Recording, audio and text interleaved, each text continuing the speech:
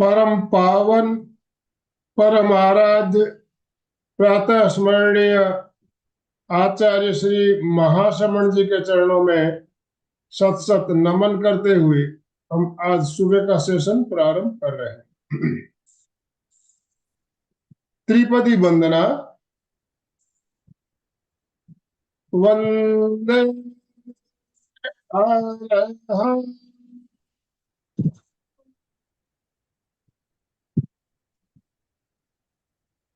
वंदे गुरुवरं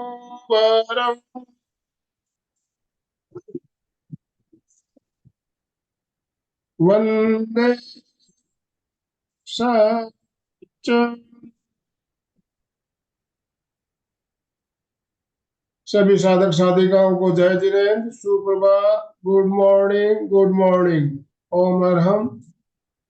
बंधुओं और बहनों, आज शुक्रवार का दिन, और जैसा कि हम सब जानते हैं शुक्रवार को हमारी एक श्रृंखला चल रही है प्रेक्षा ध्यान से संबंधित, और इस श्रृंखला में कोलकाता से मंजू जी सिपानी हमारा मार्गदर्शन कर रही है। बहुत सुंदर तरीके से हमें प्रेक्षा ध्यान के बारे में बहुत सी बातें जानने को मिल रही है, और साथ साथ में हम प्रयोग भी कर रहे हैं।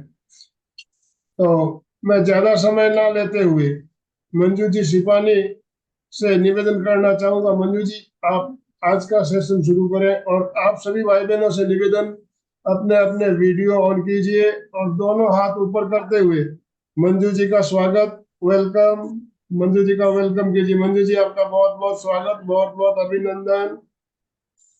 Yes, over to you. आराध्य के चरणों में वंदन, गुरुवर के चरणों में वंदन, प्रेक्षा प्रणेता के चरणों में मेरा वंदन। सभी को ओम अरहम, जय जिनेन्द्र, सुप्रभात। आज का हमारा विषय प्रेक्षा ध्यान और उसका सहायक अंग है पहला आसन। आसन से आप सभी परिचित हैं। अध्यात्म की दिशा में आपने कदम बढ़ा ही दिया है। नियमित योग, प्राणायाम, ध्यान कर रहे हैं। तो आज हम जानते हैं कि आसन किसे कहते हैं और आसन की क्या उपयोगिता है ध्यान के क्षेत्र में, और आसन करते समय हमें क्या सावधानियां रखनी चाहिए, क्या इतिहास है आसन का। तो आसन की अगर हम व्याख्या करें तो आसन अस धातु से निर्मित है संस्कृत में, जिसका अर्थ होता है बैठने की स्थिति, या दूसरा मैं कहूंगी तो हमारी शारीरिक अवस्था, पोस्चर हमारा। पतंजलि ने आसन को परिभाषित करते हुए कहा स्थिर सुखासनम। स्थिरता पूर्वक आप जिस स्थिति में सुख पूर्वक ठहर सकते हैं, रुक सकते हैं, बैठ सकते हैं, उसे उन्होंने आसन कहा। यद्यपि आजकल योग का पर्याय बन गया है आसन या एक्सरसाइज ये सब, लेकिन योग केवल आसन ही नहीं है। योग तो आसन से लेकर समाधि तक सारी बात कहता है। लेकिन आजकल के इस माहौल में जब शारीरिक बीमारियां इतनी बढ़ गई हैं, तो योग का इतना अधिक प्रचलन हो गया है। और योगा मीन्स केवल फिजिकल एक्सरसाइज ऐसा नहीं। हाँ, आसन अगर मैं कहती हूँ तो वो समझ में आता है कि वो हमें शारीरिक एक्सरसाइज ही है, लेकिन वो बिल्कुल सिस्टमेटिक है, बिल्कुल वैज्ञानिक है। केवल वैज्ञानिक ही नहीं, इसका आध्यात्मिक महत्व भी बहुत अधिक है। तो पहले हम जानते हैं कि आसन कितने प्रकार के होते हैं। एक तरह से हम कहें तो आसन दो प्रकार के हुए। स्थितात्मक और गत्यात्मक। कुछ आसन है जिसमें हम स्थिति में, बस एक पर्टिकुलर स्थिति में बैठ जाते हैं, वो आसन उसको हम कहेंगे स्थित आसन। जैसे कि पद्मासन, सुखासन। जब हम ध्यान करते हैं तो स्थिरता से बैठने के लिए इन आसनों का प्रयोग करते हैं। दूसरा है गत्यात्मक आसन। हम अपने शरीर से विभिन्न प्रकार के पोज बनाते हैं और उनमें रुकते हैं कुछ समय के लिए। लंबे समय तक नहीं रुका जा सकता कि हम घंटे बैठ जाएं, 2 घंटे नहीं। उन्हें हम कहते हैं गत्यात्मक आसन। बहुत सारे हैं, बहुत सारे। पवन मुक्तासन, भुजंगासन, पश्चिमोत्तानासन, बहुत तरह के। तो एक तो प्रकार ये हुआ का स्थितात्मक आसन और गत्यात्मक आसन। दूसरे अगर हम प्रकार करें तो 3 प्रकार के आसन हो गए। बैठकर करने वाले, लेट कर करने वाले और खड़े होकर करने वाले, है ना। लेट कर करने वाले हो गए शयनासन, बैठकर करने वाले हो गए निषिद्धासन, और खड़े होकर करने वाले हो गए उत्थितासन, उत्थित। अब खड़े होकर कौन कौन से आसन करते हैं? बहुत सारे आसन करते हैं खड़े होकर। ताड़ासन, वृक्षासन, कोणासन, त्रिकोणासन, महावीरासन। बैठकर कौन से करते हैं? मंडूकासन, पश्चिमोत्तानासन, उष्ट्रासन, बहुत सारे हैं। लेटकर कौन से करते हैं? ये सेतु बंदासन, सर्वांगासन, हलासन, बहुत सारे आसन। तो ये हुआ एक प्रकार से। हमने फिर आसनों को 3 प्रकार से बांटा। एक और प्रकार है जिसमें हम 5 प्रकार से आसनों को बांटते हैं। उसमें क्या है कि जैसे आसनों के नाम है ना, उसके अकॉर्डिंग जैसे बताएगा। जैसे कुछ आसन है जिनका पशुवत, जिन आसनों के नाम पशुओं पे, जीवों के अनुसार, जैसे कि शशांक आसन, खरगोश, है ना। इसके अलावा और बहुत सारे आसन हो गए। उष्ट्रासन, उष्ट्र यानी ऊंट, तो ये पशुवत इनको कहा। दूसरा हमारा वस्तुगत, कोई भी वस्तु, जैसे हलासन, हल, हल एक वस्तु है, हलासन। वज्रासन, वज्र एक वस्तु है, ठीक है। नेक्स्ट आ जाता है प्रकृति, यानी नेचर, नेचर से रिलेटेड, जैसे कि वृक्षासन, वृक्ष हो गए।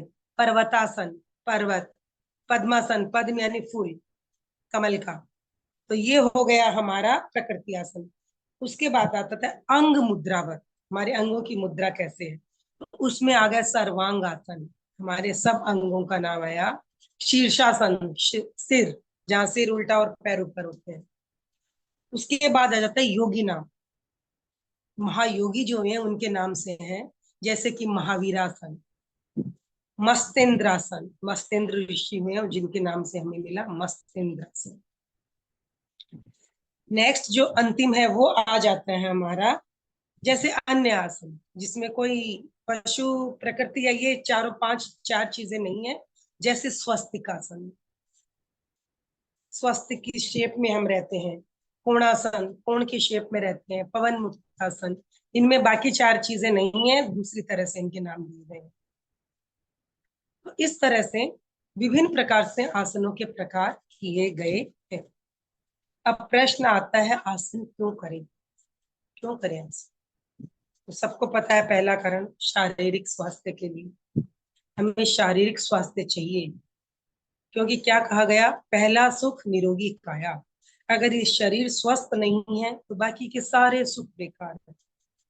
बाकी सारे किसी सुखों का भोग हम कर ही नहीं पाएंगे, क्योंकि भोग करने के लिए तो स्वस्थ शरीर चाहिए, है ना। तो शरीर के स्वास्थ्य के लिए हम योग करते हैं। मन को एकाग्र करने के लिए हम योग करते हैं, है ना?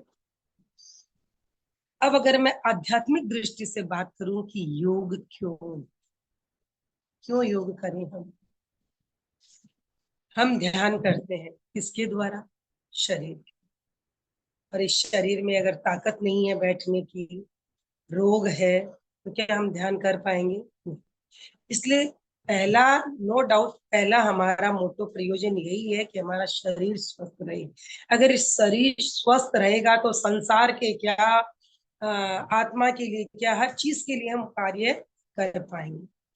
हठ योग में कहा गया कि हम क्यों करें योग, तो उसमें ये बताया गया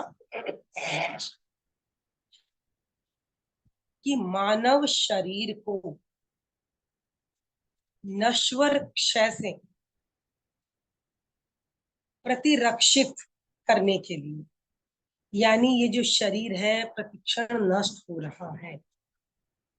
जो स्वाभाविक है वो ठीक है, लेकिन अगर रोग आ जाते हैं तो हमें उस रोग से कैसे रक्षा करें। यानी शरीर को निरोग रखने के लिए हम करें। शरीर निरोग रहेगा तभी योग संभव है। इसके अलावा घेरंड संहिता में बताया गया कि शरीर रूपी बर्तन को अग्नि के द्वारा मजबूत करने से ही उसके द्वारा साधना संभव। और ये अग्नि है आसन। इतने सुंदर ढंग से ये चीज बताई गई कि एक मिट्टी का बर्तन है, अगर उसको उपयोग में लाना है तो उसे अग्नि का ताप सहना ही पड़ेगा, अन्यथा वो काम का नहीं है, टूट जाएगा, बिखर जाएगा। इसी तरह हमारा ये शरीर अगर हमें मजबूत रखना है, आध्यात्म साधना करनी है, तो हमें इसको मजबूत बनाना होगा। और उस मजबूत बनाने के लिए आवश्यक क्या है? आसन। तो आसन का प्रयोजन लगभग हमें समझ में आ गया कि शारीरिक स्वास्थ्य तो है ही है, तो शरीर स्वस्थ है तभी सारे काम संभव है, चाहे संसार के करो, चाहे परिवार के करो, और चाहे अपनी आत्मा के लिए। अब हम आगे बढ़ते हैं कि आसन करने के लिए हमें क्या क्या सावधानियां रखनी चाहिए। ये अति आवश्यक है। कोई भी अधूरा ज्ञान हमें त्रासदी ही देता है। तो कोई भी कार्य करो उसका हमें संपूर्ण ज्ञान होना चाहिए, अन्यथा लाभ की बजाय हमें नुकसान हो सकता है। आसन के लिए जो विशेष सावधानियां हमें रखनी है, सबसे पहला, आसन बिल्कुल सीधे जमीन पे नहीं करना। नीचे आसन बिछाना ही चाहिए, चाहे सूती है, रेशमी है या ऊनी। दूसरी बात, आसन प्राणायाम जो भी हम ये एक्टिविटी करते खुले में करें, ताकि बाहर की प्राण वायु पूर्ण रूप से हमारे भीतर कमरे में, कक्ष में प्रवेश करे। खुले में करते हैं तो सबसे अच्छी बात है। नए सुविधा हो, घर के भीतर कर रहे हैं तो प्लीज खिड़कियां दरवाजे खुले रखें, एसी नहीं। जितना पसीना निकलेगा ये समझिए उतने ही टॉक्सिन्स आपके शरीर से बाहर निकलेंगे। इसके अलावा करते समय जो सावधानियां रखनी है, वो पहली ये कि आसन हमेशा श्वास के साथ करना चाहिए। श्वास ले, श्वास छोड़ो। जब पेट पे प्रेशर आता है कोई भी पोस्चर के लिए, जैसे कि मैंने पवन मुक्तासन किया, जब मैं दोनों घुटनों से नाक को लगा रही हूँ, पेट पे दबाव आ रहा है, पेट को हम दबा रहे हैं, उस वक्त हमारा श्वास बाहर निकलना चाहिए। उस वक्त अगर हम श्वास लेने की प्रक्रिया करते हैं तो इसका गलत असर पड़ेगा। तो हमेशा श्वास के साथ आप आसन करिए। जो भी पोस्चर कर रहे हैं, श्वास लेते हुए श्वास छोड़े, श्वास लें, पूरी जागरूकता श्वास के प्रति, अपने प्रति। अगर आप श्वास के साथ करते हो तो अपने प्रति पूर्ण जागरूकता के साथ करो। एक और विशेष बात जो बहुत कम लोग बताते हैं, लगभग मैंने तो सुना ही नहीं किसी को बोलते हुए, कि आप जब भी आसन करें एकदम बिल्कुल ये दिमाग में बिठा लें कि आपकी रीढ़ की हड्डी को टेढ़ा नहीं होना है, बिल्कुल नहीं। आप कोई भी पोस्चर में जब कंप्लीट आ जाते हैं, चाहे कोई भी पोस्चर कर रहे हो आप, तब आप ये ध्यान रखें कि आपकी रीढ़ की हड्डी इस तरह से टेढ़ी न रहे, बिल्कुल सीधी रहे।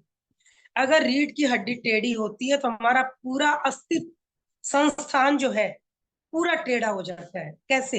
ये सीधी हमारी रीढ़ की हड्डी है, इसके दोनों दो ऊपर दोनों हाथ लटक रहे हैं, नीचे दोनों पैर लटक रहे हैं।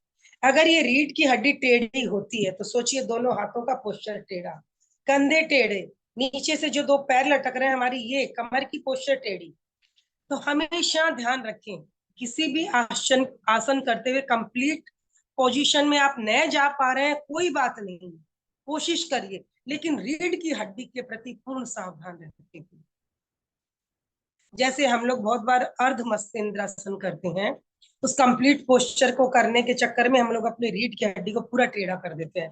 भाई मैंने तो अंगूठा पकड़ लिया, मैंने हाथ एकदम ऐसे ढंग से नहीं, बिल्कुल नहीं। रीढ़ की हड्डी पे पूरा आपका फोकस रहना चाहिए, क्योंकि रीढ़ की हड्डी पे हमारा पूरा शरीर का स्वास्थ्य, शरीर का जो है पोस्चर, शरीर का जो ये ढांचा है वो सीधा खड़ा है। तो कभी भी रीढ़ की हड्डी टेढ़ी न करें। हाँ, जब रीढ़ की हड्डी को ट्विस्ट करना है तो उसको भी कुल्ली, जैसे कई आसन में हम इधर उधर मुड़ते हैं, रीढ़ की हड्डी को ट्विस्ट करना है धीरे धीरे, बिल्कुल धीरे धीरे, झटके से नहीं। और गर्दन जब भी घुमानी हो बिल्कुल आराम से, सावधानी से। कमर से झुक रहे हो, कोई झटका नहीं लगे, इस बात का हमेशा ध्यान रखें, विशेष रूप से गर्दन का, क्योंकि हमारा जो ये गर्दन और ब्रेन का कनेक्शन है ना यहाँ, अगर इसमें कुछ भी गड़बड़ आता है तो ये बहुत बहुत खतरनाक है। तो ये कुछ विशेष सावधानी आपको रखनी है। जिसको स्पॉन्डिलाइटिस है, साइटिका है, वो आगे की झुकने की एक्सरसाइज नहीं करें, बिल्कुल नहीं, बिल्कुल नहीं। ऑपरेशन हुआ, पेट में सर्जरी है, तो डॉक्टर की या किसी योग प्रशिक्षक की सहायता से ही आप लोग करें।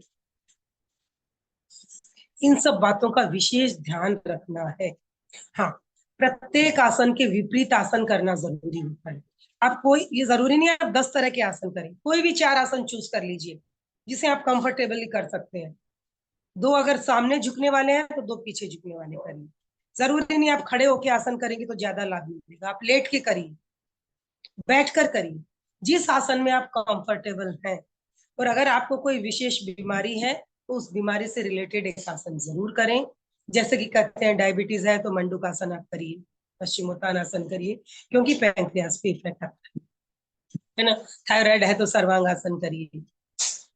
तो इस तरह से अगर आपको कोई पर्टिकुलर बीमारी है तो उससे रिलेटेड करिए, लेकिन उसका विपरीत आसन बहुत जरूरी है करना, अदरवाइज हमारे इम्बैलेंस हो जाता है, मसल्स का भी, हड्डी जॉइंट्स का भी, ठीक है ना। तो ये कुछ विशेष बातें हैं जो आपको जरूर ध्यान में रखनी है, क्योंकि आप नियमित आसन करने वाले लोग हैं जो इस क्लास से जुड़े हैं। इसके बाद में और एक बात, ये नहीं कि भाई हमने हड़बड़ी में आसन किया और कंप्लीट पोस्चर बनी और हम लौट गए। आसन का अधिक लाभ कब मिलता है, आपने जो जिस आसन का चुनाव किया उस आसन की फाइनल पोस्चर में आप 1 मिनट, आधा मिनट, 1 मिनट, 2 मिनट टिक, उस पोस्चर में जब आप टिके रहोगे तब उससे जुड़े हुए विशेष अंग पर इफेक्ट आता है। ये नहीं किया और तुरंत हट गए। तो आसनों को साधना जरूरी है। 10 तरह के आसन कर रहे हो नहीं, कोई आप अपने लिए जब कर रहे हो तो इसका कोई आपको ज्यादा लाभ नहीं मिलेगा। एक ही आसन कर रहे हो, अगर उसमें रुक पा रहे हो आप 1 मिनट, 2 मिनट, उससे आपको अधिक लाभ मिलेगा। इसके बाद आता है कि आसन से हमें क्या क्या लाभ मिलते हैं। बिल्कुल, जब इतनी मेहनत कर रहे हैं, सीख रहे हैं, जान रहे हैं, सुन रहे हैं, कर रहे हैं, तो लाभ का तो पता होना ही चाहिए, बिल्कुल होना चाहिए। और किस तरह से लाभ मिलता है, क्यों लाभ मिलता है, लॉजिक पता होना चाहिए। बिना लॉजिक के सुनी सुनी बातों में कोई इंटरेस्ट नहीं। और अगर आप कर रहे हो रेगुलर, आपको अगर मिला है लाभ, तो आपको बिना मेरे बताए पता है क्या लाभ। तो पहला लाभ तो शारीरिक स्वास्थ्य है ना, शरीर स्वस्थ होता है। दूसरा लाभ क्या है, आप श्वास के साथ जब कर रहे हो, ब्रीद इन ब्रीद आउट, काफी स्लो करते हैं, है ना। आसन तो फटाफट नहीं करते हैं, धीरे धीरे करते हैं। ऐसे में क्या होता है, हम पूरी ऑक्सीजन ले पाते हैं और पूरी कार्बन डाइऑक्साइड को बाहर निकाल पाते हैं, सारे टॉक्सिन्स हमारे बाहर निकलते हैं। और श्वास की गति के साथ जीवन की गति, आसन करने से हम फुल एनर्जेटिक फील करेंगे। इतनी शरीर की मेहनत करने के बावजूद भी थकान नहीं आएगी। क्यों, एक हर आसन के बाद आपको कायोत्सर करना है, चाहे आप आधी मिनट ही करो। एक आसन किया, पॉज, कायोत्सर, डीप ब्रीथ, डीप ब्रीदिंग करेंगे, शरीर को ढीला छोड़, ठीक है ना, हर आसन के बाद, ये मस्ट है। तो इससे क्या होता है, जो एनर्जी हमने खर्च की आसन करने में, उसके बाद मैंने कायोत्सर किया, मैंने वापस उस एनर्जी को गेन कर ली। तो कायोत्सर बहुत जरूरी है हर आसन के बाद करना। तो आसन के करने से हम एनर्जेटिक फील करते हैं, एनर्जी लॉस नहीं, और सारे टॉक्सिन्स बाहर निकले, क्योंकि deep breath in and deep breath out.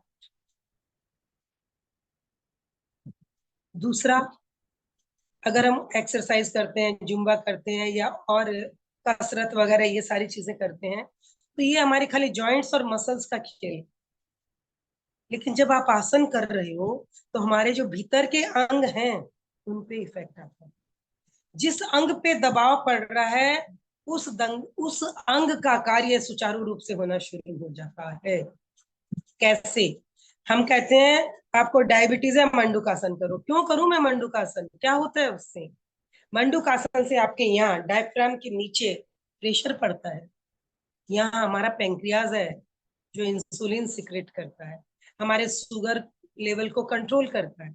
अगर पेंक्रियाज सुचारू रूप से काम कर रहा है तो आपको डायबिटीज नहीं होगी। अगर किसी तरह से ब्लड शुगर इंक्रीज भी हो गई है तो क्या होगा? बिल्कुल पेंक्रियाज के सही काम करने से वापस नॉर्मल हो जाएगा। थायराइड है, हम कहते हैं सर्वांग आसन करो। क्यों? जब सर्वांग आसन करते हो हम ऑलरेडी हमारी ठुड्डी कहाँ लग जाती है? कंठकूप से। यहाँ हमारी थायराइड ग्रंथि है, उस पर प्रेशर आता है, उसके कार्य का संतुलन होता है।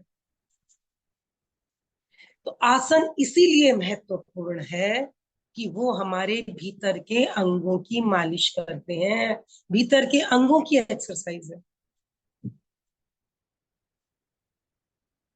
इसीलिए पर्टिकुलर बीमारी के लिए आपको अलग अलग आसन बताए जाते हैं, क्योंकि वो आसन उस अंग से रिलेटेड है जिस अंग के कारण, जिसके अंग के सही काम न करने से आपको बीमारी हुई। जैसे हाई बीपी वाले हैं, उनको हम आगे झुकने के आसन मना करते हैं, क्यों? प्रेशर हाई हो जाए। तो ये जो आपको सावधानी भी बताई जा रही है, ये इसलिए कि आपको क्या बीमारी है क्या नहीं है ये जानते हुए आप अपने आसनों का प्रयोग करें। क्योंकि जिस अंग पे प्रेशर पड़ रहा है वो अंग पे आपको प्रेशर देना अलाउ है या नहीं, जो रोग आपके शरीर में है। अगर नहीं है तो वो आसन आपको नहीं करना। इसलिए बहुत लोग कहते हैं आसन केवल लाभ नहीं देते हैं, नुकसान भी देते हैं। बिल्कुल, कोई भी ज्ञान अधूरा है तो नुकसान देगा ही, बिल्कुल देगा। तो कौन, अब जैसे मान लीजिए कोई गर्भावस्था में है, उस स्त्री को सारे आसन नहीं करने, अगर वो करती है तो नुकसान हो जाएगा ना। तो हमें जानकारी होनी ही चाहिए जो कार्य हम कर रहे हैं। अब अध्यात्म की दृष्टि से मैं कहूँ तो किस तरह आसन उपयोगी है? शरीर तो मजबूत हुआ क्योंकि सारी शरीर के सारे अंग स्वस्थ हुए। हमारे शरीर में एंडोक्राइन ग्लैंड्स हैं, अंतःस्रावी ग्रंथियां। इन ग्रंथियों से हॉर्मोन्स निकलते हैं और ये हॉर्मोन्स हमारे भावों को नियंत्रित करते हैं, हमारे भावों को प्रकट करने वाले हैं, भावों पर नियंत्रण करने वाले। सारा काम इन हॉर्मोन्स का। और ये ग्रंथियां हमारे चैतन्य केंद्र कहूं, चक्रास कहूं, लगभग इनके पास स्थित है। हमारे चक्रास सारे कहाँ है? हमारे सुषुम्ना यानी रीढ़ की हड्डी, है ना। रीढ़ की हड्डी से लेकर ऊपर मस्तिष्क में टॉप सीधी रेखा में हमारे ये सारे चैतन्य केंद्र सुषुम्ना स्थित है। और लगभग इसके पास ही हमारी सारी अंतःस्रावी ग्रंथियां हैं। जब हम आसन करते हैं इन अंतःस्रावी ग्रंथियों के स्राव भी प्रभावित होते हैं, क्योंकि ग्रंथियां प्रभावित है। ग्रंथियां एक ऑर्गन है, अंग है हमारे। आप ललाट को भूमि पे लगाते हो, यहाँ क्या है? हमारा पूरा खेल यही है। आत्मा का स्थान, तीसरा नेत्र, सब यही है ब्रेन के भीतर। वहां हमारी पिट्यूटरी और पीनियल ग्रंथि है, हाइपोथैलेमस है। ये सारी चीजें हमारे भावों को कंट्रोल करती। तो एक्सरसाइज करने से, आसन करने से हमारी इन ग्रंथियों पे भी प्रभाव आता है। पेट में किडनी के ऊपर हमारी एड्रिनल ग्लैंड है, ये वो ग्लैंड है जो उत्तेजना पैदा करती है। इसको कंट्रोल में हम आसन प्राणायाम के द्वारा ला सकते हैं।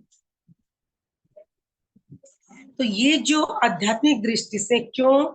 क्योंकि ये हमारी ग्रंथियों को प्रभावित करने के साथ साथ हमारे चैतन्य केंद्रों को भी प्रभावित करती है। श्वास की गति नॉर्मल होती है, अंग सही रूप से कार्य करते हैं तो हमारी रोग प्रतिरोधात्मक क्षमता भी बढ़ जाती है। हमारे शरीर में प्राण ऊर्जा का संचालन भी सम्यक रूप से हो। हमारी जीवनी शक्ति, हमारी विद्युत पावर, उसका भी क्या होता है? सही रूप से पूरे शरीर में वितरण होता है, सही रूप से सारी चीजें संचालित होती हैं। हमने हमारे सारे जॉइंट्स जो है, जॉइंट्स में क्या है? हमारी नर्व, ब्रेन से जो नर्व आई है उनका कनेक्शन क्या है? मसल और कनेक्शन, नर्व का कनेक्शन हमारे सब जॉइंट्स में है। जब जॉइंट्स का मूवमेंट हो रहा है, ये सब नर्व्स, नर्व्स हमारी, मसल्स हमारी, इनका संतुलन सही होता है। इनमें जो केमिकल्स हैं वो बैलेंस्ड होते हैं। साथ ही साथ जितने भी, जैसे हमारे बगल में हमारी ये कुछ कुछ जगह जहाँ हमारी लिम्फ नोड्स हैं, ये लिम्फ नोड क्या करती है? इनमें द्रव्य भरा रहता है, ये हमारे ब्लड के कॉन्सेंट्रेशन को मैनेज करता है। ब्लड में अगर ब्लड की मात्रा कम है तो वो द्रव्य निकल के उसमें, द्रव निकल के ब्लड में मिल जाते हैं। तो ये लिम्फ नोड्स हैं, इन पे जब दबाव पड़ता है, जैसे हमारे बगल में है, हमारे जहां जहां लगभग जॉइंट्स है हमारे पैरों में या इन सब जगहों में, ये जो लिम्फ नोड है इन पे जब प्रेशर पड़ता है करने से, तो इससे इनका फ्लूइड निकल के ब्लड में मिल जाता है। उसमें बहुत ज्यादा WBC होती है, रोग प्रतिरोधात्मक क्षमता इतनी अधिक है उनमें कि जब वो ब्लड में मिल जाती है तो हमारे पूरे शरीर का इम्यून सिस्टम स्ट्रॉन्ग हो जाता है। हड्डियों में हमारा ब्लड बनता है, हड्डियां मजबूत होती हैं, उनकी बोन मैरो में हमारी ब्लड सेल्स बनती हैं। तो मैं कहूंगी कि ऑल ओवर हमारे सभी अंग, चाहे कोई भी हमारा तंत्र है, जो 10-11 हमारे तंत्र है, सारे के सारे तंत्र आसन के द्वारा स्वस्थ होते हैं, मजबूत होते हैं। शरीर स्वस्थ है तो मन स्वस्थ, मन स्वस्थ है तो भाव पवित्र निर्मल। ऐसी सिचुएशन में ही हम ध्यान में प्रवेश कर पाते हैं। तो आसन किस प्रकार वैज्ञानिक दृष्टि से, आध्यात्मिक दृष्टि से इस जन्म में अगले भव की तैयारी के लिए हर तरह से हमारे लिए आवश्यक। तो परीक्षा ध्यान में आसन को पहले सहायक अंग के रूप में स्वीकार किया गया। तो आइए अब हम ध्यान करते हैं। तो सभी अपने अपने आसन का चुनाव करें। मैं चाहूंगी जब तक जहां तक संभव हो, आज आप वज्रासन में या अर्ध पद्मासन में, पद्मासन लगे तो ये मंजू बहुत जी, अच्छी बात है, अन्यथा अर्ध पद्मासन में। मंजू जी, हाँ, ध्यान के लिए जो आसन 4 या 5 आसन बताए, उसमें सर्वोत्तम आसन पद्मासन को बताया गया। सर्वोत्तम क्यों बताया गया? यस, पद्मासन है ही नहीं। मैं आज उन्हें इसी का फर्क बताना चाहती हूँ कि क्यों इनको आसन के रूप में चुना गया है। तो मैं चाहूंगी आप वज्रासन, पद्मासन या अर्ध पद्मासन में बैठे, सुखासन में नहीं। जो नहीं बैठ पा रहे उनके लिए कोई जबरदस्ती नहीं है, और जो कुर्सी पर बैठ रहे हैं वो भी अपनी रीढ़ की हड्डी को बिल्कुल सीधा रखेंगे, है ना। अगर सबके वीडियो ऑन है तो मैं देखना चाहूंगी।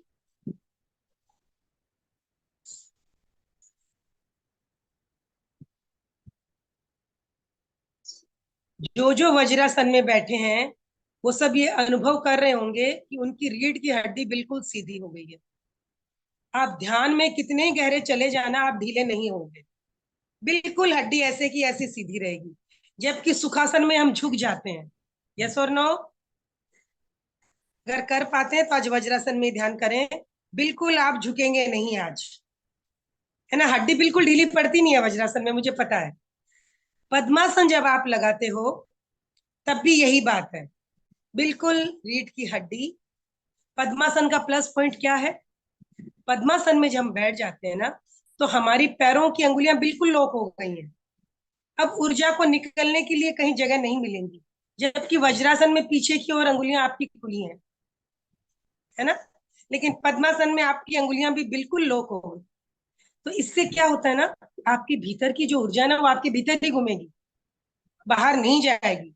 आप बाहर से ऊर्जा ग्रहण कर रहे हो, बिल्कुल वो आपको और सशक्त बनाएगी। आपकी अपनी भीतर की ऊर्जा बाहर नहीं निकलेगी। और जब हाथों को आपने वीतराग मुद्रा में स्थापित कर लिया है, तो हमारे जो भीतर की ऊर्जा बिल्कुल वर्तुलाकार तो हमारे भीतर ही घूमती रहती है। और हम बिल्कुल, क्या होता है, बाहर निकलने के लिए कोई माध्यम चाहिए ना। जितना हमारी ऊर्जा भीतर है, हम स्वयं भी भीतर ही रहेंगे, हमारी एकाग्रता सधेगी, जागरूकता बनी रहेगी।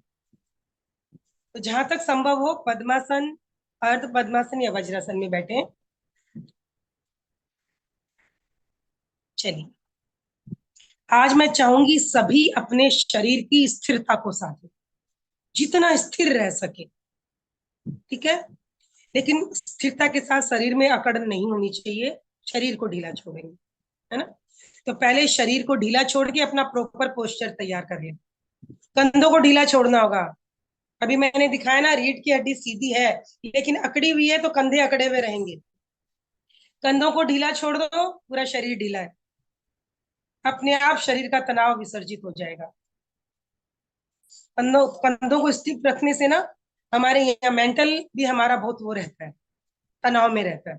इसलिए दिन में भी जब तनाव लगे कंधों को झड़क दो और मन में सोचो उतार दिया मैंने सारा तनाव, फेंक दिया सारा तनाव, पूरा बोझ फेंक दिया मैंने, कोई बोझ नहीं है मुझ पे। ठीक है, अपने पोस्चर को तैयार करें।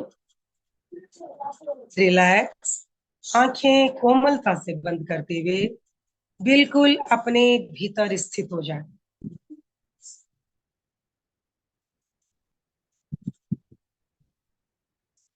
आज हम ओम का जप करेंगे।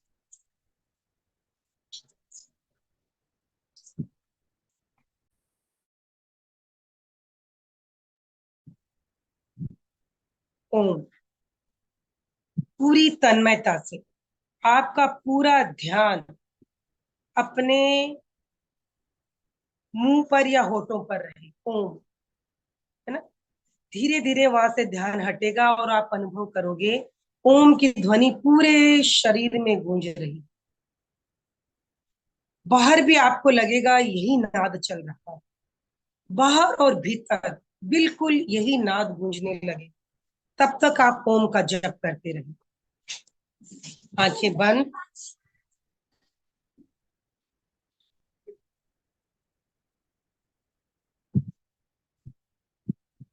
अभी किसी एक ने मुझे लिखा है कि हम सिद्धासन कर सकते हैं, बिल्कुल कर सकते हैं, वो भी एक ध्यान आसन ही है।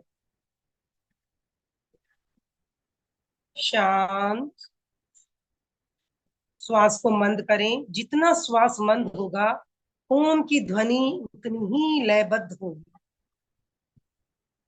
शांत, शांत। धीरे धीरे श्वास लेंगे, लयबद्ध ओम की ध्वनि करते चले जाएंगे।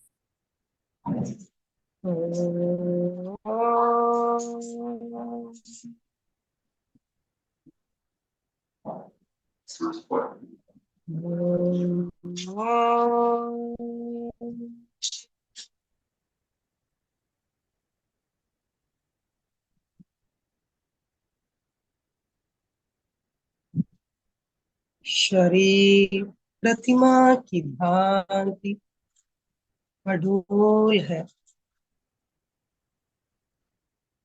अपने प्रति पूर्ण जागरूक रहिए।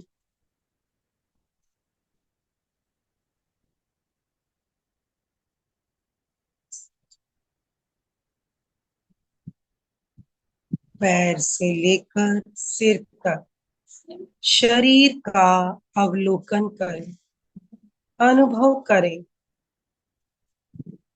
जहां जहां चित्त जा रहा है शरीर शिथिल होता जा रहा है,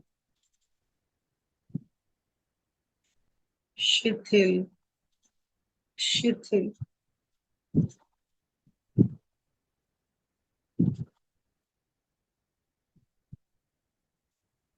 शिथिल शिथिल शिथिल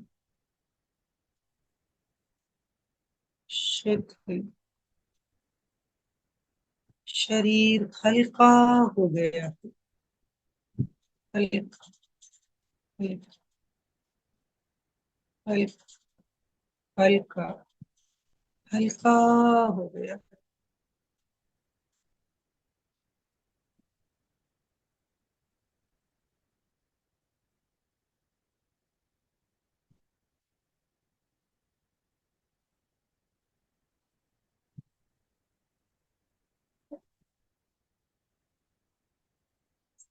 शरीर के प्रति पूर्ण जागरूक रहे।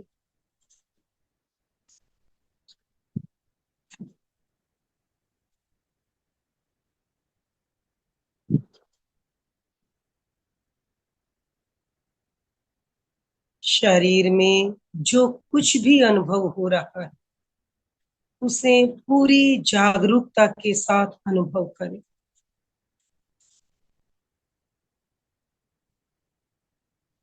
केवल तटस्थ भाव से देखें, अनुभव करें।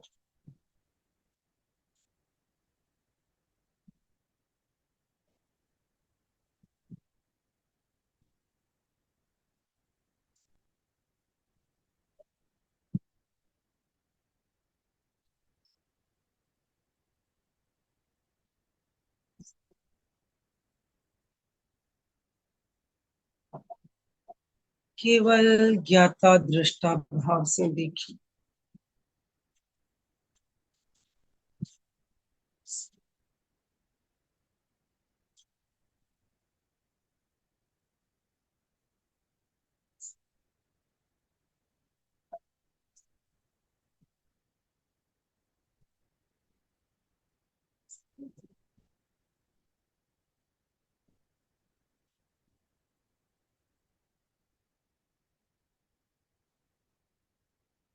शरीर की स्थिरता और जागरूकता बनी रहे। पूर्ण जागरूक रहें शरीर के प्रति।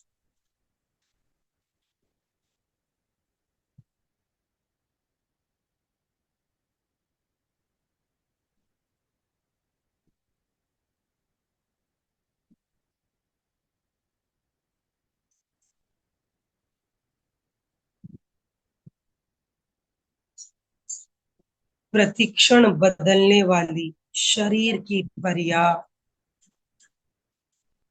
श्वास आया, चला गया। विचार आए, चले गए।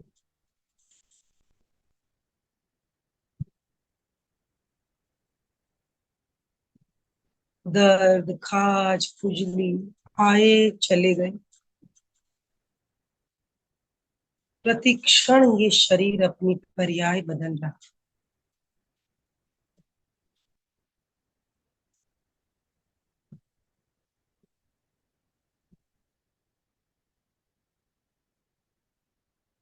केवल देखें और अनुभव करें।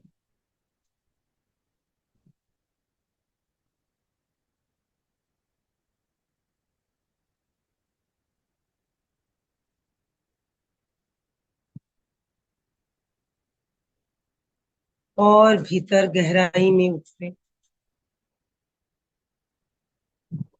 पूरी जागरूकता से एक एक अवयव को देखें। वहां होने वाले सूक्ष्म प्रकंपनों का अनुभव करें। प्रत्येक क्षण इस शरीर में प्रकंपन हो रहे, परिवर्तन हो रहे। उन सूक्ष्म प्रकंपनों का अनुभव करें।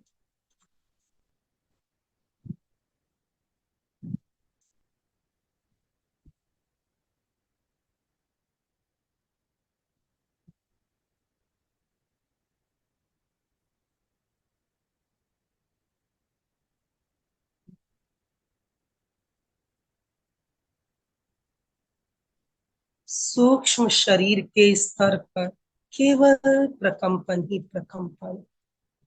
वहां न भाव है, न विचार है, न दर्द है, न दुख है। केवल प्रकंपन, केवल प्रकंपन।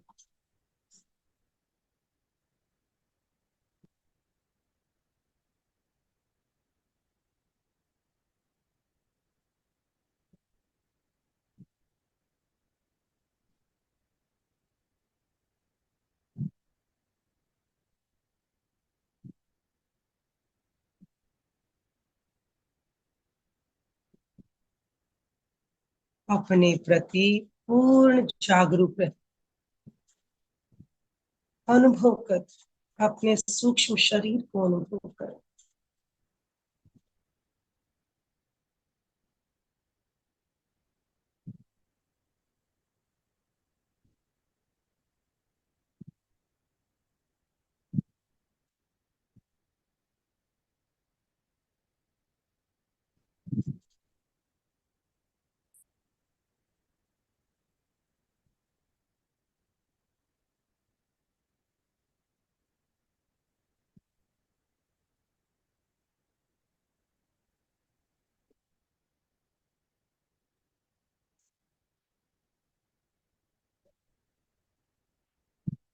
ये सूक्ष्म प्रकंपन हमारे प्राण के प्रकंपन है, चैतन्य के प्रकंपन,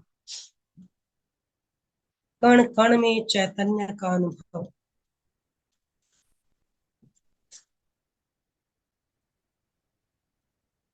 कण कण में चैतन्य का अनुभव।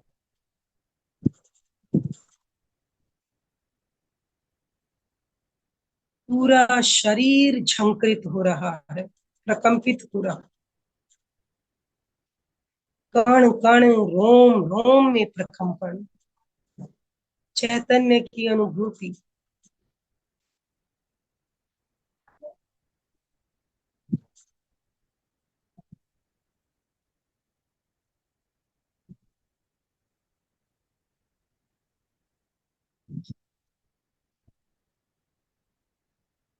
प्रतिक्षण बदलने वाला ये शरीर मैं नहीं, न स्थूल शरीर हूं न सूक्ष्म शरीर। मैं हूं इन्हें अनुभव करने वाली, जानने वाली चेतना, आत्मा। अनुभव करें, अज्ञान का अंधकार मिट रहा है, ज्ञान का प्रकाश फैल।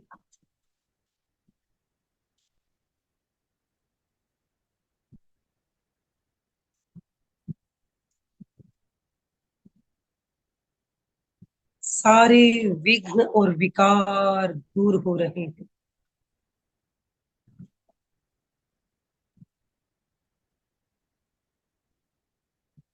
ऋजुता, मृदुता, करुणा, मैत्री, प्रेम, सारे सकारात्मक भाव प्रकट हो रहे हैं। सारे दुख और संताप विसर्जित।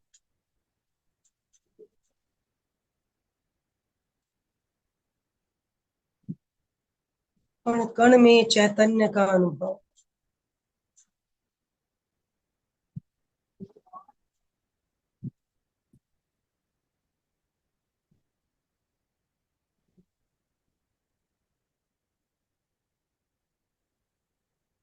स्वयं को शक्ति और आनंद से परिपूर्ण अनुभव करें। कण कण में शक्ति का, आनंद का संचार हो रहा है।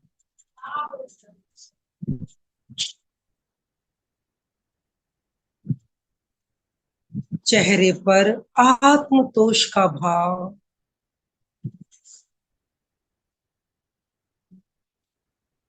मैं शक्ति संपन्न, मेरे भीतर आनंद ही आनंद, आनंद ही मेरा स्वभाव है।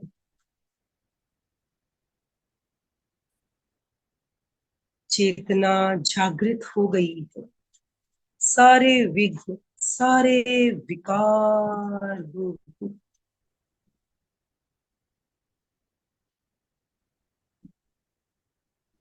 कण कण में शक्ति समा गई है, आनंद ही आनंद है।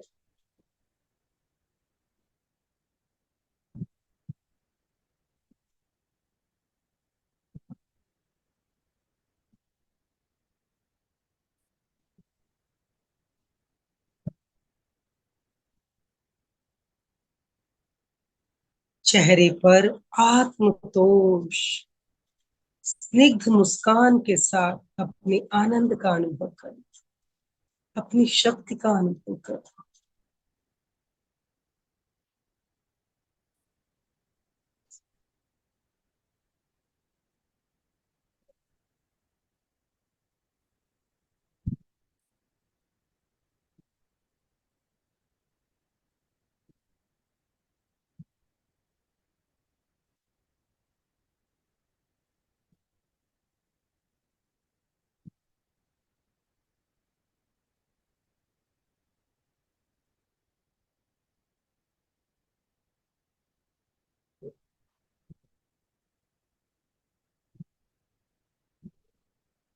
दो तीन दीर्घ श्वास लें, शक्ति और आनंद से भरे हुए धीरे धीरे सहज स्थिति में आ जाए।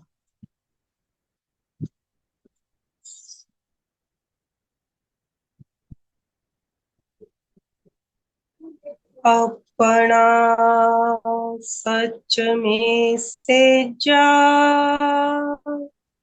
मैं तिंग हुए सुख पाए। स्वयं सत्य खोजे, सबके साथ मैत्री कर। स्वयं सत्य खोजे, सबके साथ मैत्री करो। ये सार्वभौम सत्य है, सभी जीव समान है, सभी जीवों की आत्मा एक समान है, सभी मेरे मित्र। आहं सुविज्जा चरणम पमोक्षम। दुख मुक्ति के लिए विद्या और आचार का अनुशीलन करें। दुख मुक्ति के लिए विद्या और आचार का अनुशीलन करें। सम्यक ज्ञान से सत्य को जाने और उस सत्य में स्वयं को नियोजित करें। सम्यक आचरण करें। दोनों हाथ आनंद केंद्र पर जुड़े हुए पूरी तन्मयता और श्रद्धा से एक बार शरण सूत्र का उच्चारण करेंगे।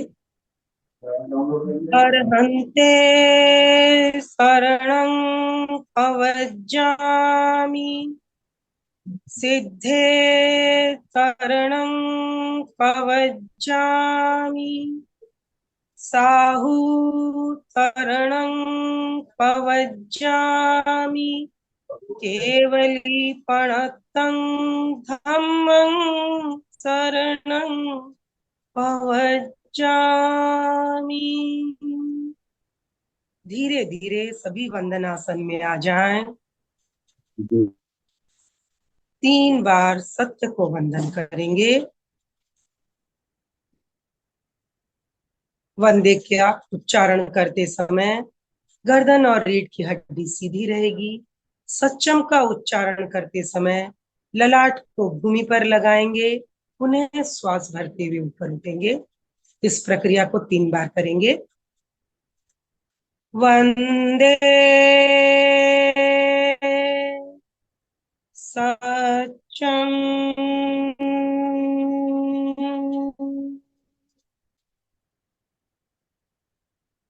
वंदे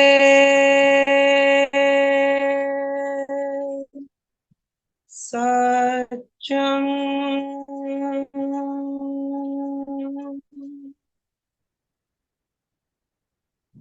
वंदे सच्चम। प्रयोग संपन्न। धीरे धीरे सभी अपनी आंखें खोलें। ओम अरहम, ओम अरहम, ओम अरहम।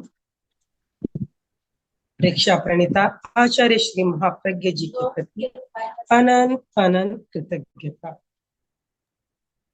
ओम अरहम। ध्यान करने के बाद आपको कैसी अनुभूति हो रही है, आप अपने अनुभव भी साझा करना चाहेंगे और कोई जिज्ञासा हो तो आप प्रश्न भी पूछ सकते हो। तो अभी हैंड राइज का ऑप्शन है आपके पास। मधु जी ने हैंड राइज किया हुआ है। मधु जी, यस, अनम्यूट कीजिए अपने आप को। ओ मैडम, मंजू जी बहुत अच्छा ध्यान करवाया। मैंने पहले हैंड रेज किया था यही पूछने के लिए क्या सिद्धासन कर सकते, तो आपने जवाब दे दिया। मैंने हाथों को डाउन नहीं किया।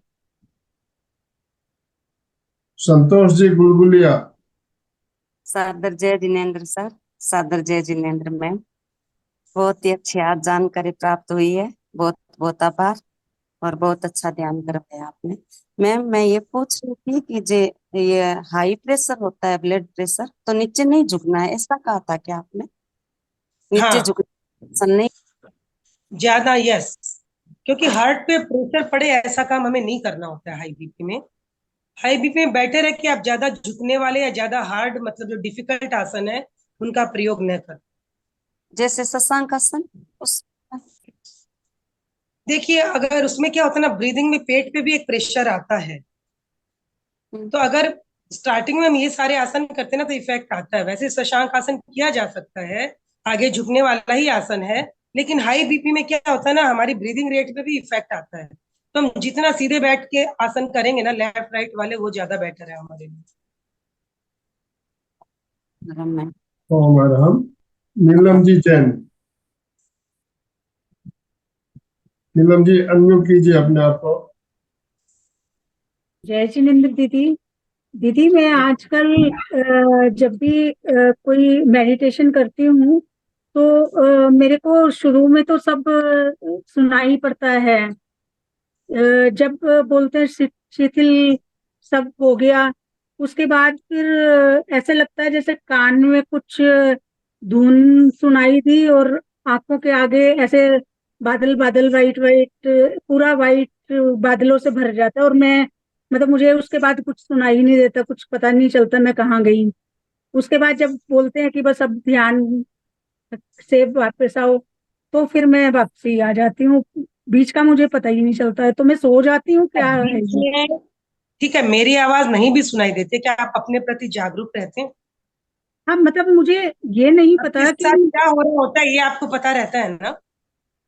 हाँ, मतलब जब ये बोला जाता है कि अब ध्यान से वापस आओ, तब एकदम से जागृति आ जाती है। उससे पहले बस वो बादल बादल आते हैं, उसके बाद पता ही नहीं चलता मैं कहाँ हूँ। नहीं, ठीक है, अगर आप अपने प्रति जागरूक रहते हो ना तो वो ध्यान ही है ना। हाँ हम वैसे एक समय में एक जागरूक। ही काम कर सकते हैं। अगर हम सुन रहे होते हैं ना, तो हम कल्पना या स्मृति नहीं कर रहे होते हैं, तो कोई हम्म। दिक्कत नहीं है, ये ध्यान ही है। अगर आप अपने प्रति जागरूक हो तो ध्यान है। अन्यथा क्या होता है, बहुत बार लोगों को पता ही नहीं होता है हुआ क्या इतनी देर। हाँ। अगर पता नहीं है हुआ क्या, तो दैट इज नॉट ध्यान, वो है तंद्रा। एक बेहोशी सी आ जाती है उस वक्त हमें, उसे हम अच्छा। ध्यान नहीं कहेंगे। लेकिन जो कुछ उतनी देर आपके साथ हो रहा है, अगर आप उसे जान रहे हो, उसके हम्म। प्रति जागरूक हो, तो आप ध्यान में हो। ठीक है जी, थैंक यू। कांता जी बात कीजिए। जय जिनेन्द्र मैम। जय जिनेन्द्र सर, वो आप कौन सा बोले थे कि आसन, विपरीत आसन नहीं करना? कौन कौन से आसन में? नहीं, हर आसन में विपरीत आसन तो आपको करना ही है। नहीं, वो नाम कौन कौन से? नहीं, हर आसन, जैसे हर आसन का विपरीत है। मान लीजिए आपने मंडूक आसन किया, हाँ पश्चिमोत्तान आसन किया, ये सब आगे झुकने वाले हैं, तो आपको उसका विपरीत उष्ट्रासन करना होता है ना। लेट हाँ के वो। आसन कर रहे हो, आपने पवन मुक्त आसन किया है, तो आप उल्टा आसन भुजंग आसन करो। मैंने जहां अच्छा हम एक तरफ आगे झुकने वाला करें, तो दूसरी तरफ हमें गर्दन और कमर पीछे झुकाने वाले करने हैं। अच्छा, ठीक है। आसन अलग अलग तरह के से होते हैं ना, आगे झुकने वाले, पीछे झुकने वाले। तो अगर मान लीजिए आप आगे झुकने वाले आसन कर रहे हो कुछ, तो फिर आप पीछे झुकने वाले भी साथ में करो। ये जी नहीं कि जी। आपने सारे आसन आगे झुकने वाले ही कर लिए, ऐसा तो नहीं करना कुछ चाहिए। आसन जोड़ा भी बताया जाता है। जैसे हम जैसे सर्वांगासन या हलासन करते हैं तो उसके बाद मत्स्यासन जरूर करना चाहिए। जैसे बताया हाँ जाता है सर्वांगासन या हाँ ठीक। हलासन आप कर रहे हो, जितनी देर आपने सर्वांगासन किया या हलासन किया उससे आधे समय के लिए कम से कम आपको मत्स्यासन करना, इस तरह से उल्लेख आता है, बताया जाता है। तो हाँ, इसलिए मैंने चंदा ऐसा जी, पूछा। चंदा जी, यस। जय जिनेन्द्र। मंजू जी, जैसा कि आपने बताया कि वज्रासन में बैठा जाए तो वज्रासन में बहुत अच्छा ध्यान लगता है और बहुत जल्दी मतलब स्पंदन होते हैं Yes. बहुत जल्दी। मैं आजकल यही कर रही हूँ और मैं आराम से इसमें बैठ करके कर सकती हूँ, बैठते ही चालू हो जाते हैं जैसे। बहुत ही Yes. अच्छा, और इतना सभी हिलना डुलना नहीं होता उसमें, बहुत अच्छा होता है। और आपने बहुत अच्छा ध्यान करवाया, निकलने का मन ही नहीं कर रहा था। थोड़ा लंबा करवाइएगा, बहुत अच्छा लगेगा। बहुत सुंदर। जय जिनेन्द्र, धन्यवाद। अशोक जी अपना हैंड रेज कर रहे हैं शायद। जी चंदा जी, देखिए डीप मेडिटेशन भी हमारा चल रहा है, सुबह 5:30 बजे है। डीप मेडिटेशन में जो भाई बहन जुड़े हैं उनको बहुत ज्यादा आनंद आ रहा है, तो आप भी शायद मेरे ख्याल से डीप मेडिटेशन में जुड़ी हो, नहीं तो जरूर जुड़िए। सर मैं करती हूँ, वो बाद में करती हूँ, क्योंकि उससे पहले मैं अपना ध्यान करती हूँ, वो मेरा 1 घंटे का होता है और ये 20 मिनट का ही हो बहुत पाता है। बढ़िया। इसीलिए sir, Om thank you sir, Arham, आपने ध्यान ओम दिया अरहम। जी। अशोक जी। जय जिनेन्द्र। अपन जब ध्यान की शुरुआत करते हैं तब बोलते हैं कि भाई जिस आसन में अपन सुविधा पूर्वक बैठ सकते हैं वो आसन का चुनाव करें। लेकिन अनुभव करते हैं तो ये पद्मासन और वज्रासन, उसमें अपने काफी नसों में खिंचाव आता है, तो अपना माइंड भी उस तरफ रहता है। फिर बोलते हैं भाई अगर वो नहीं कर सकते तो सुखासन में रहे। जैसे काफी लंबे समय तक बैठते हैं तो उसमें ये सुन होने का भी अपने प्रश्न आता है, उसके लिए। देखिए आसन का ये है कि आसन हमें सिद्ध करना होता है ना। आसन सिद्ध करना होता है और इसी के लिए जो ये सुन होने की बात है, इसीलिए हम प्राणायाम साथ में रखते हैं कि प्राणायाम करेंगे तो हमारी जो ऊर्जा है वो बूस्ट रहेगी। तो फिर हम आराम से 48 मिनट्स मतलब एक आसन में बैठ सकते हैं लगभग, कि हम एक ध्यान कर सकें इतने लंबे समय। तो ये सब साधने की चीज है, मैं खोलती हूँ। शरीर को हमें साधना ही होगा। अब सोचिए अगर मैं कहूँ आप तो हमारे गुरुदेव कितनी देर बैठे रहते हैं एक ही पोस्चर में। हमारे यस, जैसे हार्ड मांस का शरीर है उनका, क्या है। तो हमें अपने भोजन पे सबसे पहले ध्यान देना होगा कि हम भोजन कैसा खा रहे हैं, क्योंकि जैसा भोजन खाएंगे वैसे ही रसायन बनेंगे और जैसा रसायन बनेगा वैसा ही शरीर काम करेगा। तो भोजन पहली है। रसम बनाना दूसरा, है। सोना उठना नियमित होना चाहिए। अगर हम पूरा सो नहीं रहे हैं टाइम से तो भी हमारा शरीर अपने आप को बराबर क्या करता है, दबाएंगे। इसलिए हमें टाइम से सोना जरूरी है। कैसे, हमारे शरीर में घड़ी लगी हुई है जो हमें बताती है कि अब 9-10 बज गए, सोने जाओ। नहीं जाते हो तो अपना नुकसान कर रहे हो। तो ये जो दिन दूसरा जो एक आप सूत्र बताए गए ना परीक्षाचर्या के, ये बहुत जरूरी है कि हम ध्यान, जी आसन भी सधे और ध्यान भी सधे। दूसरा एक था कि जब अपन आसन करते हैं तो बोलते हैं श्वास के साथ में धीरे धीरे करने का, लेकिन Yes. आजकल बताते हैं जितना जल्दी जल्दी करो, जितना फटाफट करो, उतना लाभ ज्यादा होगा उससे। नहीं, ये गलत है, ये गलत है।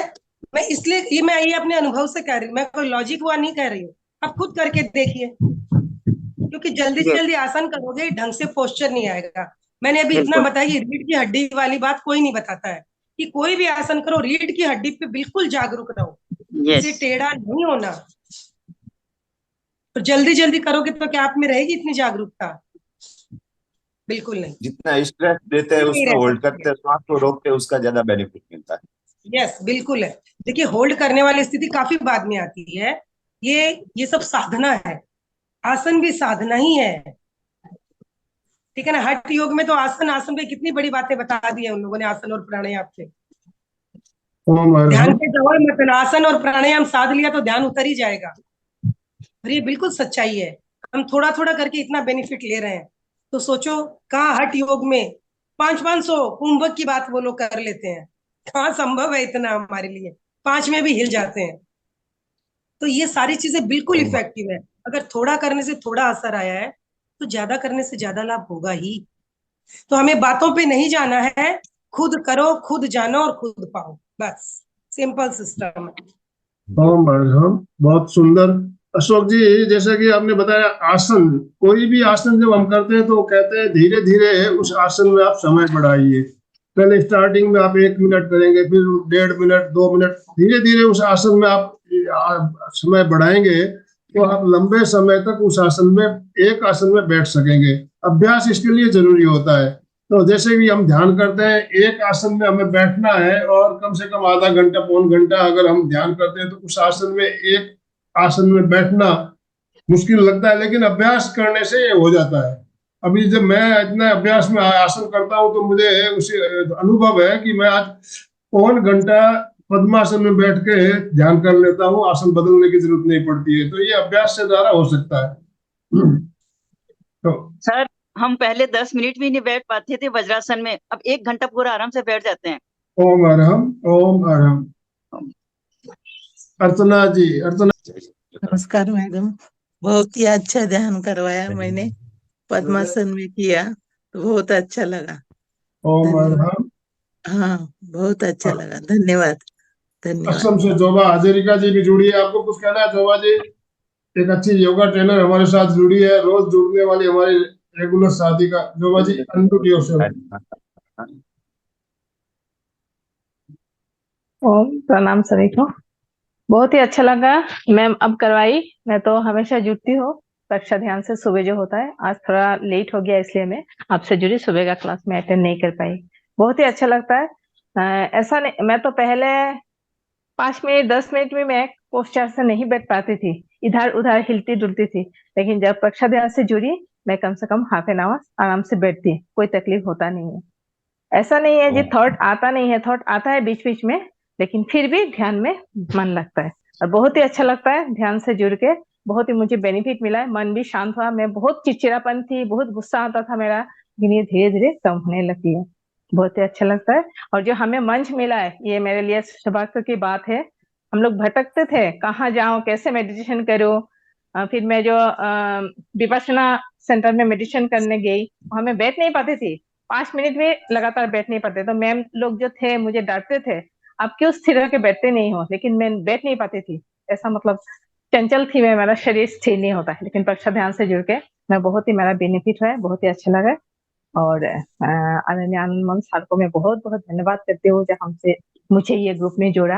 और आप लोग जितना अच्छे अच्छे सब ट्रेनर है, इतने इतने अच्छे सब शिक्षक है हमें दे रहे, आप लोग से मुझे सुनने जानने मिल रहा है, ये मेरे लिए बहुत ही सौभाग्य की बात है। बहुत बहुत धन्यवाद, बहुत ही अच्छा ओम सेशन, अरहम। बहुत।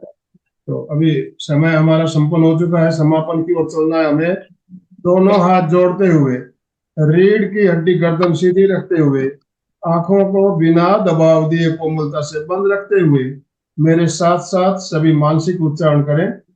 मैं चैतन्यमय हूँ, मैं आनंदमय हूँ, मैं शक्तिमय हूँ, मेरे भीतर अनंत चैतन्य का, अनंत आनंद का, अनंत शक्ति का साक्षात्कार है।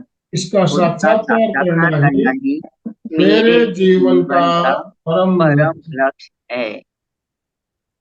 हमारा आज का दिन मंगलमय हो, आनंदमय हो, शांतिमय हो के साथ। ओम शांति शांति शांति शांति शांति। कृतज्ञोस्मि, हम सब हम सब गुरुदेव पूज्य के गुरुदेव आभारी। के आभारी हैं। कृतज्ञोस्मि, हम हम सब सब गुरुदेव पूज्य के गुरुदेव आभारी। के आभारी हैं। मंजू कृतज्ञोस्मि। जी, आपका बहुत बहुत धन्यवाद, बहुत बहुत आभार। जितने भी भाई बहन हमारे साथ जुड़े सभी की तरफ से, और जो भी भाई बहन हमारे साथ जुड़े सभी का बहुत बहुत आभार। अशोक जी, स्लोगन के साथ समापन कराइए। अरे योग रहे निरोग, इन्हीं शुभ भावनाओं के साथ में सभी साधक साधिका एक साथ में उच्चारण करेंगे। फिटनेस का डोज 1 घंटा रोज, फिटनेस का डोज 1 घंटा रोज, फिटनेस का डोज 1 घंटा रोज। ओम ओम अरहम।